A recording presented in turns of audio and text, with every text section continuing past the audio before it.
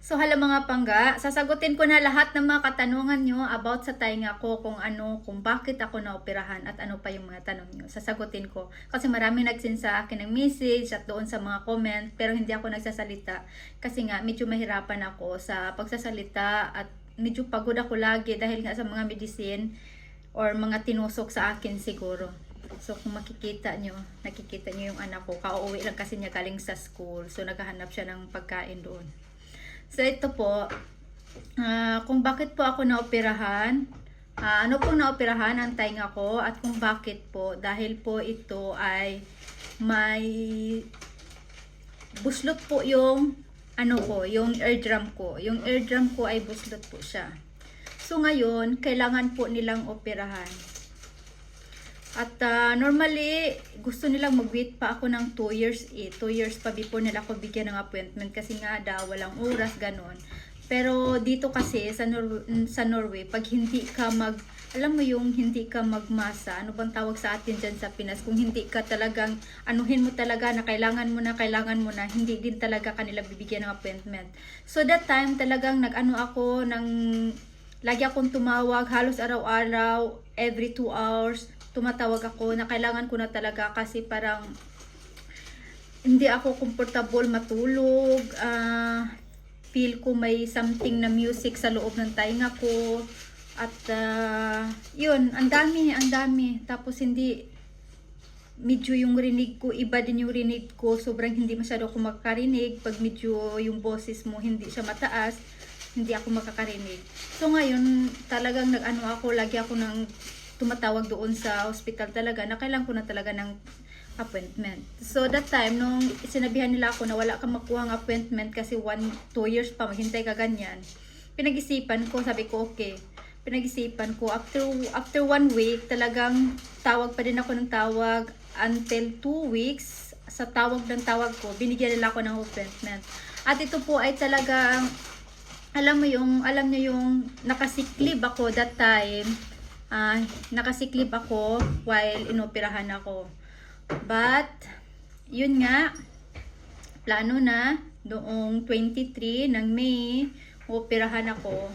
So, yun nga, sa mga nakakita po sa mga video ko na umiiyak ako, na alam niyo yung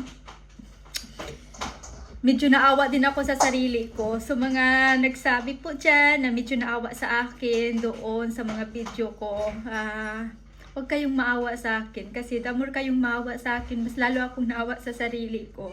Alam niyo yung mag-isa lang pumunta sa hospital para magpa-opera, doon sa hospital until operation. Diba most ng mga inoperahan, may mga ganitong sitwasyon. Talagang alam niyo may kasama, may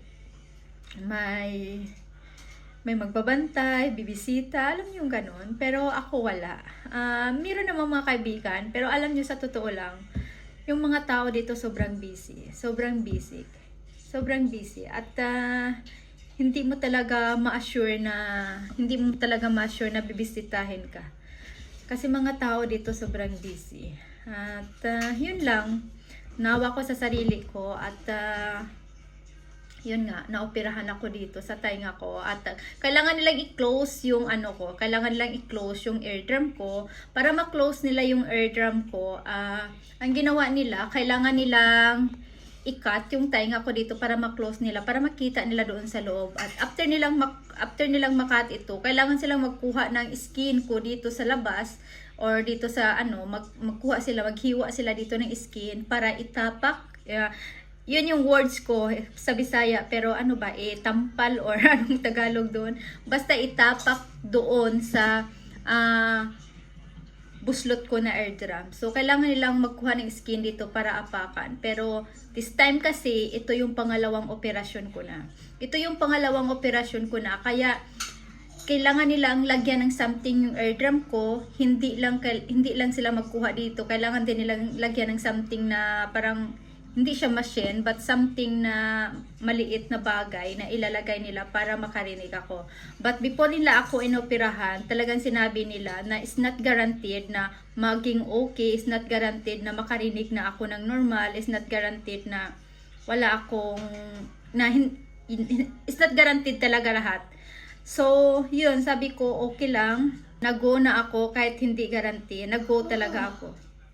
So, ngayon talagang, yun, ito ngayon, tingnan natin kasi ilang days na lang tatanggalin na kasi ito at malalaman natin kasi si-check nila. Sa ngayon kasi, meron kasing maraming tampong, maraming kuton sa loob kung nakikita nyo. Maraming kuton dyan, pinampansa kanila para hindi talaga lalabas yung dugo. So, yan po. So, tingnan natin, we'll see bukas, sa susunod na araw kasi tatanggalin na din ito. So,